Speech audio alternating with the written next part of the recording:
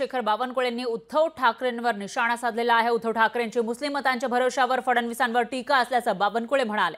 धर्माच्या आधारावर मत घेण्याचा उद्धव ठाकरेंचा डाव आहे असंही बावनकुळेंनी म्हटलेलं आहे। तर महाराष्ट्रातील जनता त्यांना मतांमधून झोडपल्याशिवाय राहणार नाही असंही भाजपचे प्रदेशाध्यक्ष चंद्रशेखर बावनकुळे म्हणाले।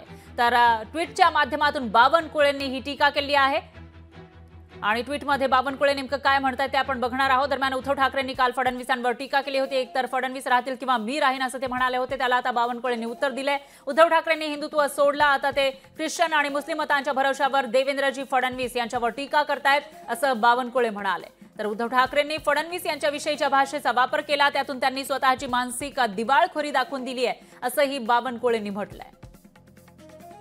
काल उद्धव ठाकरेंनी टीका केली होती, त्याला हे उत्तर बावनकुळेंकडून दिलं जात आहे। तर उद्धव ठाकरे यांच्या विभाजनकारी भाषेवर आमचा आक्षेप आहेच, भाजप त्यांच्या विखारी भाषेला जशास तसं प्रत्युत्तर देईल असं सुद्धा बावनकुळे म्हणाले।